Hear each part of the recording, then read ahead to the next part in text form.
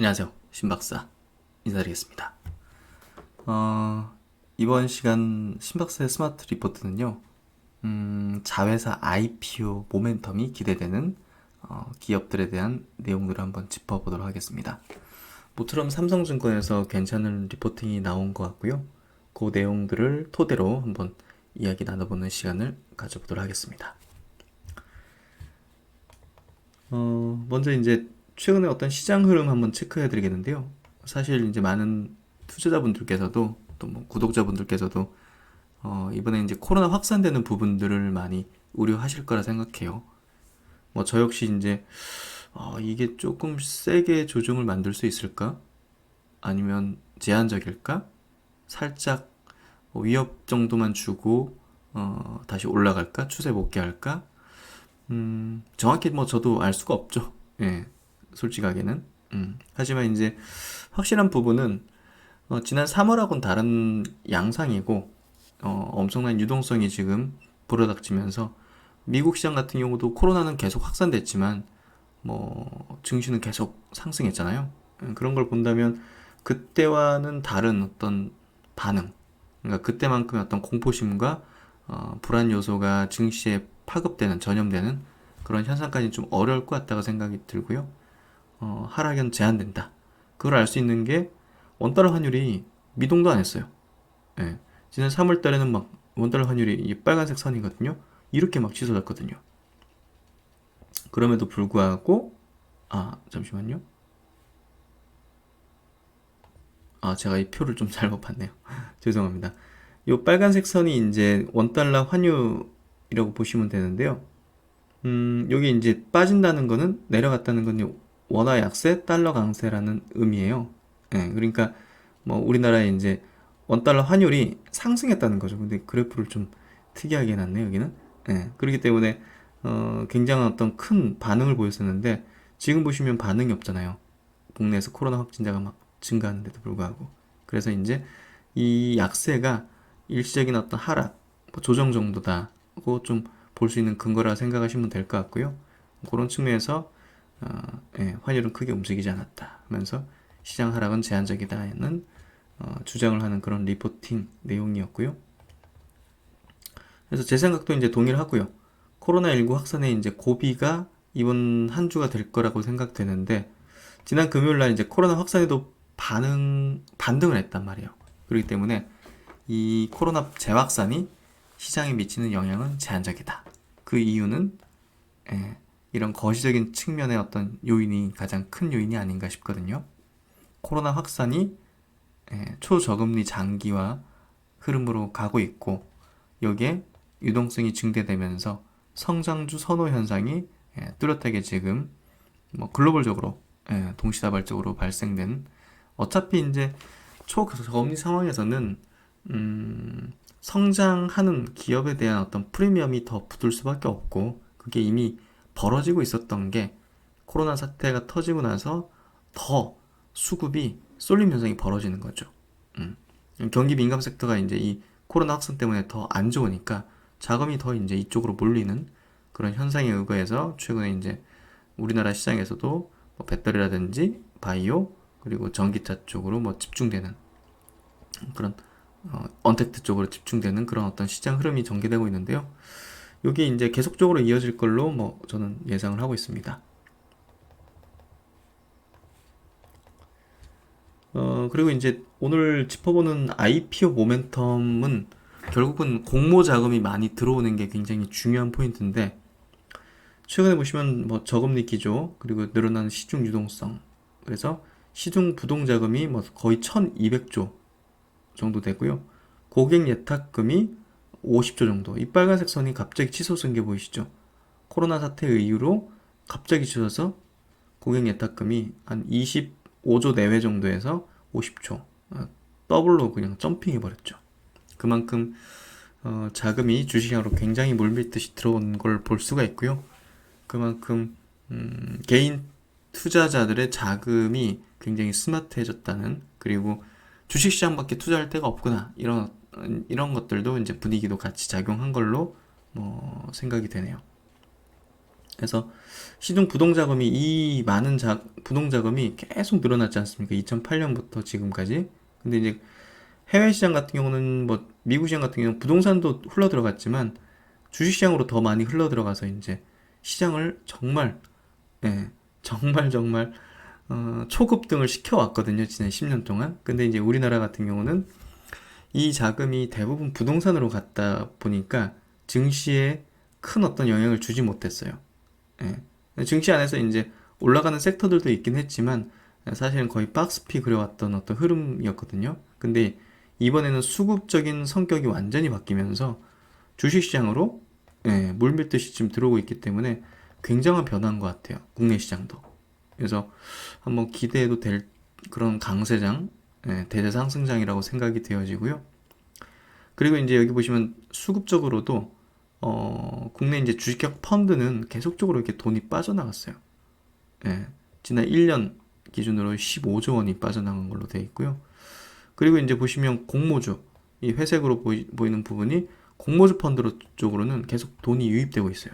그만큼 IPO 시장이 굉장히 화랑을 띠는 흐름을 보일 거라는 걸 예상해 볼 수 있고요. 가장 최근에는 뭐 SK바이오팜이 어마어마한 흥행을 했죠. 그리고 이제 후속적으로 이제 들어올 대형 이제 IPO 종목이 빅히트 엔터테인먼트라든지 뭐 카카오 게임즈라든지 뭐 카카오뱅크 이런 것도 이제 추후에 들어오겠죠. 카카오 페이지 뭐 이런 것들. 그래서 상당히 좀 시장을 활활 타오르게 만드는 그런 어떤 모멘텀들이 계속 이어진다고 보시면 될 것 같아요. 그래서 이제 이 리포트에서도 짚어보는 게 수급이 이 IPO 모멘텀을 계속 가속화할 거라는 어떤 기대 흐름에서 그러면 어떤 게 추후에 이제 들어올 것인가 그리고 기대를 받을 것인가 그런 관점으로 리포트에 써 있는 것 같은데요. 소문에 사서 뉴스에 팔아라. 우리가 많이 주식을 하면서 듣는 얘기잖아요. 어떤 얘기인지는 차트 하나 보여드리면 깔끔해질 것 같아요. 지금 보시는 차트는 SK 차트예요. SK 차트. SK 바이오팜 주식을 대부분 들고 있었던 100% 자회사였던 SK 바이오팜이 상장을 하면서 보시면 코로나 이후로 이 무거운 종목이 3배 점핑했습니다. 저점 대비해서. 그러니까 그만큼 그리고 이제 상장하고 나서는 바로 이제 추락했죠. 30% 이상 주식이 까였죠. 하락을 했죠. 그러니까 결국 이제 소문에서 뉴스에 팔아라. 기대 심리에 오른 거 현실화 되기 전에 팔아라. 이런 의미라고 보시면 될 것 같고요. 그래서 신규 상장주 투자는 기대 심리에 오를 때 상승할 때 나와야 된다. 그 관점으로 시나리오를 가지고서 들어간다면 제가 볼 땐 괜찮은 수익을 낼 수 있는 그런 어떤 투자 아이디어라고 생각해요. 그래서 신규 상장주 열풍은 저금리 상황과 성장주 중심의 IPO 그리고 기관 외국인의 관심이 증가하면서 이 세 가지 어떤 요인으로 굉장히 열풍이 그리고 주가 상승이 벌어지고 있는 걸로 보여지고요. 신규 상장주에 대한 선제적 투자 방법은 자회사 지분을 보유한 모회사 투자가 현실적이다. 아니면 지금 비상장 투자를 해야 될 거 아닙니까? 근데 그거는 여러 가지 어떤 제약과 그리고 여러 가지 문제들이 있어요. 좀 원활하지 않은 문제. 그런 것들 때문에 모회사에 대한 투자가 제가 볼 땐 좀 현실적이라 생각하고요. 자회사 IPO 예정 기업으로는 모회사 기준으로 SK이노베이션, 넷마블, SK케미칼, W게임즈, 한국콜마 요 5개 기업을 한번 짚어보는 시간을 가져보도록 하겠습니다. 리포팅에 대한 어떤 얘기들 더 들어가 보면요.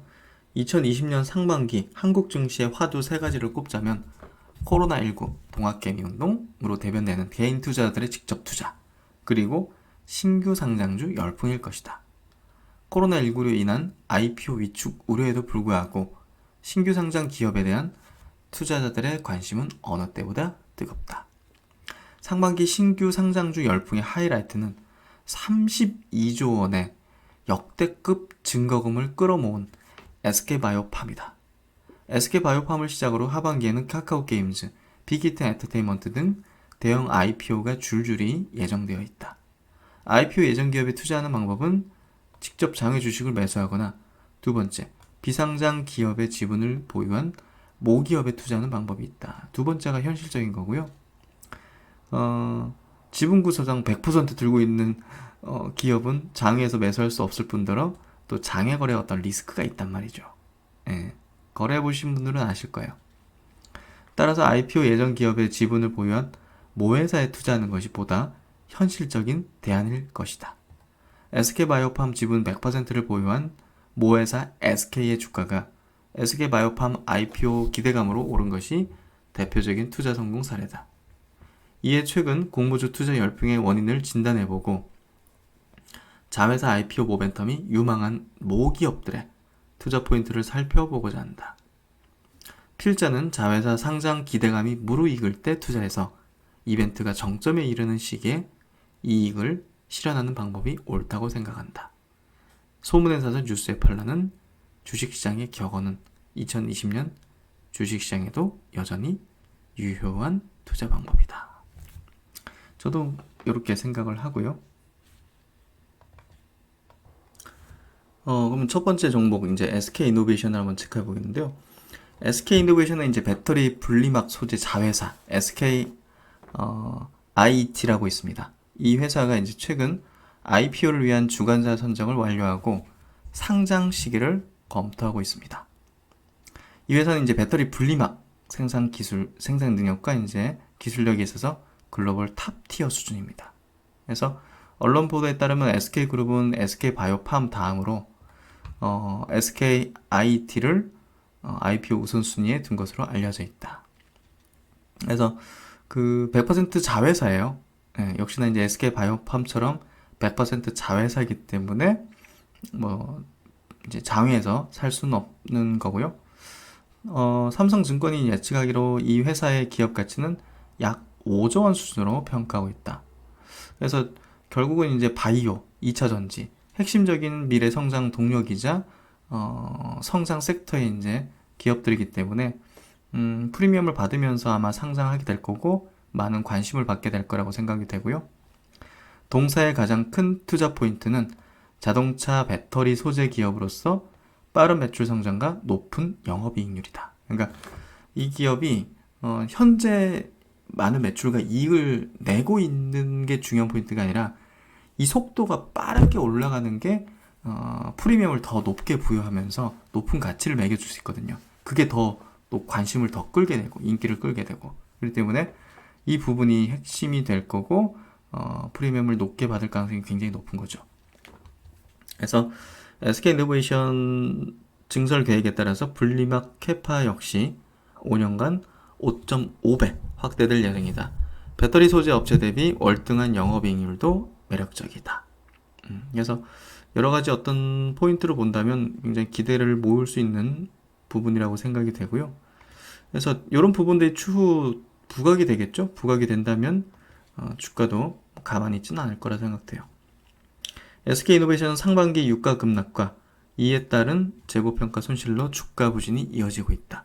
또한 지난 2월 LG화학과의 ICT 소송에서 조기 패소 판결로 배터리 사업부의 가치는 전혀 인정받지 못하고 있는 상황이다. 최근 포드와 폭스바겐은 ITC의 양사의 소송으로 미국 내 배터리 수급 차질을 우려하는 입장을 표명하였다. 통상 ICT 소송의 경우 최종 판결 이전 당사자 간 합의를 통해 문제를 해결하는 경우가 대부분이다. 하반기 양사가 합의를 통해 소송을 마무리하는 경우 불확실성 해소로 배터리 부분의 재평가는 빠르게 이루어질 가능성이 없다. 일단은 이 악재가 사실 조금 부담스러웠는데 사실 이 부분이 주가에는 반영돼 있다고 보여져요. 그래서 이게 이제 나아지면 나아질 거기 때문에 어느 정도 이게 불확실성이 해소되는 그 시점에서는 상당한 또 배터리 부분에 대한 재평가가 이루어질 것이다. LG화학처럼 LG화학이 완전히 그냥 뭐 화학 부분이 별로 안 좋다 하더라도 지금 배터리 부분에서 흑자 전환하면서 재평가를 저렇게 받아버린 주가가 형성됐죠. 그래서 SK이노베이션도 사실은 이런 불확실성 해소, 그리고 이 자회사의 뭐 IPO 어떤 분위기, 그런 것들이 불게 되면 아마 배터리 부분도 재평가가 크게 받지 않을까 생각이 좀 되고요. 그 다음 두 번째는 이제 넷마블입니다. 넷마블 최근에 주가 뭐 거의 50%막 급등했죠. 빅히트 엔터테인먼트 IPO 때문에 그런 걸로 보시면 될 것 같고요. 빅히트 엔터테인먼트가 지금 다른 어떤 엔터사 대비해서 이익 수준이 월등히 높죠. 그리고 시장에 대한 어떤 평가 가치도 현재 3, 4조 수준이란 말이에요. 여기에 이제 넷마블이 빅히트 지분을 25%나 갖고 있기 때문에 뭐, 이렇게 진다면 뭐 얼마입니까? 거의 뭐 1조 내외 정도를 평가받는다고 볼 수가 있잖아요. 약 1조 지분 가치. 그 때문에 요 모멘텀이 불지 않을 수는 없겠죠. 예. 하지만 이제 덩치가 좀 크기 때문에 이게 다른 어떤 중소형주들 관련주들보다는 뭐 수익률에선 낮은 수익률이 나올 수도 있겠지만 어찌됐든 모멘텀을 가질 수밖에 없는 기업이고, 넷마블이 사실 뭐 빅히트만 지분을 좀 갖고 있는 게 아니라 투자도 잘하는 것 같아요. 카카오 게임즈 5.8%, 그리고 카카오뱅크도 3.9%, NC소프트도 뭐 8.9%로 NC소프트 주가 올라가는 거 뭐 여기에 또 수혜를 주는 거죠. 그리고 코웨이 주가도 최근에 좋죠. 코웨이도 25% 지분을 갖고 있기 때문에 상당한 투자 지분 가치도 상당히 올라가면서 재평가를 좀 받고 있는 최근의 어떤 주가 흐름인 것 같고요. 하지만 이제 본업이 보다 더 이제 중요하겠죠. 우리가 이 기업을 좀 중장기적인 관점으로 본다면. 예. 근데 이제 본업에서는 최근에 뭐 매출 감소, 그리고 신작 출시 지연 등 이런 부분들이 조금 아쉽게도 약점으로 좀 작용하는 것 같은데요. 그래도 이제 이 모멘텀 자체가 크기 때문에, 이 빅히트 엔터테인먼트, 모멘텀이 크기 때문에 이 부분이 주가에는 어느 정도 좀 반영되려고 하는 그런 흐름이 최근에 나오는 것 같고요. 지분 구조를 보면 SK 이노베이션 먼저 보면요. SK 아이테크놀로지, 요 이제 배터리, 그 자회사 100% 지분 갖고 있죠. 그리고 이제 넷마블 같은 경우는 빅인트 애터를 25%, 카카오 게임즈 5.8%, 카카오뱅크 3.9%, NC 8.9%, 코웨이 25%. 그래서 요 세 개 기업이 빅인트, 카카오 게임즈, 카카오뱅크, 요 세 개가 지금 그 상장을 이제 예정에 두고 있기 때문에 아마 넷마블이 이 모멘텀들을 아마 받게 될 거라고 생각이 됩니다. 그리고 이제 그 다음 종목 SK 케미칼인데요. SK 케미칼은 이제 바이오 쪽에 워낙 최근에 그 바람이 많이 불었기 때문에 잘 아실 거라 생각하고요. SK 바이오 사이언스라는 이제 백신 이제 생산하는 기업이 최근에 아스트라제네카 그리고 노바백스로부터 그 위탁 생산 의향서를 체결하면서 굉장히 주목을 받았고 주가도 많이 튀었죠. 그래서 이 기업은 지금 현재 시점에서는 좀 투자하기 부담스러운 주가 수준인 것 같고요. 뭐 그럼에도 불구하고 시총이 뭐랄까요, 상대적으로 다른 어떤 CMO사 대비해서 뭐 그렇게 높다고 볼 수는 없기 때문에 중장기적인 관점에서는 뭐 더 올라갈 여지도 뭐 없잖아 있다 생각이 드는데 단기적으로는 사실 부담스럽죠. 그래서 그런 관점으로 보면 될 것 같고요. 그리고 이제 백신 개발하는 기술력 자체도 뭐 인정받고 있다고 이렇게 써 있네요. 이미 글로벌 제약사인 사노피 파스테르로부터 인정받았다. 백신 기술력을 2014년 차세대 폐렴 구균에 이어 2018년도 세포배양 인플루엔자 백신 생산 관련 기술 이전 계약을 체결했다. 동사는 3분기 내로 코로나19 백신 임상 1상 개시 모멘텀도 있다. 그래서 이런 모멘텀이 있고요. 최근에 언론 보도가 나왔죠. 21년도에 IPO를 공식화했다. 그래서 이 기업이 추후 주가가 뭐 완전히 무너지지는 않을 거예요. 어차피 이제 백신 요 모멘텀이 코로나 상황 속에서는 계속 불기 때문에 주가가 완전히 붕괴되거나 그러진 않을 것 같고요. IPO 모멘텀도 있죠. 그리고 신규 개발하고 있는 백신도 있죠. 그렇기 때문에 많이 올랐기 때문에 부담스럽긴 하지만 끝났다 볼 수는 없죠. 주가가. 그래서 관심은 좀 필요할 것 같고요. 트레이딩 관점에서는 충분히 접근해 볼 수 있을 것 같아요. 그리고 이제 W게임즈입니다. W게임즈는 그 소셜 카지노라고 이제 게임처럼 이렇게 카지노를 하는 거고요. 이제 실제 돈이 아니라 게임 머니로 가지고서. 그래서 자회사 중에 이제 미국에서 인수한 기업이 있어요. 더블다운 인터랙티브라고. 이 기업도 이제 온라인 소셜 카지노 게임인데요. 게임 회사인데요. 이 게임 회사가 이제 미국 시장에서 점유율 4위를 기록하고 있어요. 소셜 카지노 쪽으로. 예. 근데 이게 비상장이거든요. 그래서 이거를 상장시키는, 그게 이제 모멘텀으로 좀 되고 있고요. 글로벌 소셜 카지노 기업들의 밸류에이션 상승으로 최근에 뭐 코로나 쓱수 때문에 뭐 이해되죠? 10억 달러, 1.2조 수준 정도의 가치 평가가 예상되지만 지난 7월 공시를 통해서 나스닥 IPO를 철회하였다. 하지만 추후에 다시 또 추진하게 될 것 같아요. 향후 이제 이 기업의 나스닥 IPO 추진 시 W게임즈 지분가치 재평가가 기대된다. 그래서 이 기업이 철회한 이유는요, 더 좋은 밸류에이션을 받을 수 있는 시점에 상장을 재추진하기 위한 결정으로 해석된다. 이런 부분들이 결국은 추후에 다시 또 IPO 모멘텀이 불 수 있다. 이렇게 좀 생각하면 될 것 같고요. 그래서 지분 구조를 보면 SK 바이오사이언스는 SK 디스커버리가 SK 케미칼을 33% 정도 갖고 있고요. SK 케미칼이 SK 바이오사이언스 98%를 갖고 있죠. 그래서 이번에 이제 백신 바람이 불었을 때 SK 디스커버리도 주가가 좀 올랐죠. 이런 어떤 지분 구조를 갖고 있기 때문이고요.